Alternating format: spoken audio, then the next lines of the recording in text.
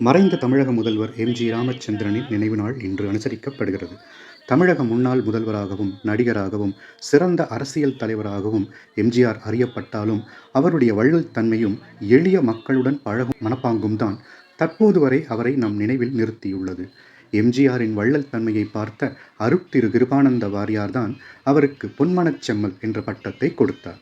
பொன்மனச் செம்மல், புரட்சித் தலைவர், வாத்தியார், இதயக்கனி என மக்களால் அன்போடு அழைக்கப்படும் பாரத ரத்னா எம்.ஜி.ஆர். அவர்களை பற்றி பெரிதும் அறியாத சில தகவல்களை இந்த பதிவில் நாம் காண்போம். எம்.ஜி.ஆர். அவர்கள் 136 படங்களில் நடித்துள்ளார். அதில் அதிக படங்களில் வில்லனாக நடித்தவர் எம்.என். நம்பியார் அவர்கள்.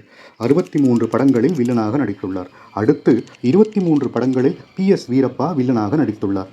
எம்.ஜி.ஆர். அதிக நாட்கள், அதாவது 100 நாட்கள் கால்ஷீட் கொடுத்து நடித்த படம் ஒளி விளக்கு. எம்.ஜி.ஆருக்கு மிகவும் பிடித்த பாடல் எது என்று கேட்டபோது, நான் ஆணையிட்டால் அது நடந்துவிட்டால் என எழுதி வாலி என்னை முதல்வர் நாற்காலியில் அமர வைத்து விட்டார் என்றார். எம்.ஜி.ஆரின் கார் நம்பர் 4777.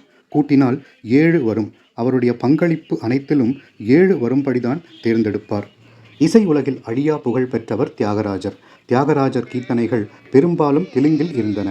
அவற்றை தமிழில் மொழியாக்கம் செய்ய பாடுபட்டார் எம்.ஜி.ஆர். திருமதி அபயாம்பிகா என்பவரிடம் தமிழில் மொழி மாற்றம் செய்யும் பணி ஒப்படைக்கப்பட்டது. அவை ராகமும் பாவமும் பொருளும் குன்றாமல் இருக்க பாலமுரளி கிருஷ்ணா தன் பங்கிற்கு மேலும் மெருகேற்றி பாடி தியாகராஜர் கீர்த்தனைகளின் தமிழாக்க ஒளிப்பேழை என்ற பெயரில் ஆகஸ்ட் 4, 1987 வெளியிடப்பட்டது.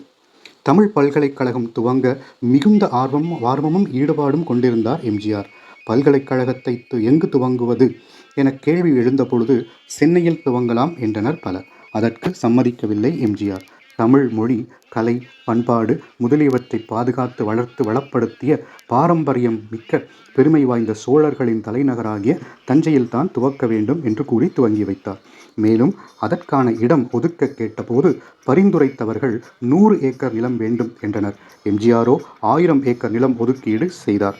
தமிழக முன்னாள் முதல்வர் அண்ணாதுரை 2வது உலகத் தமிழ் மாநாட்டை சென்னையில் நடத்தினார். எம்.ஜி.ஆர். ஆட்சி காலத்தில் 5ஆம் உலகத் தமிழ் மாநாடு நடத்தும் சூழல் வந்தபொழுது தமிழ் வளர்த்த பாண்டியர்களின் தலைநகராகிய மதுரையில் மாநாடு நடைபெற வேண்டும் என உறுதியாக கூறிவிட்டார் எம்.ஜி.ஆர். செவிமடுத்து கேட்ட அனைவருக்கும் நன்றி, வணக்கம்.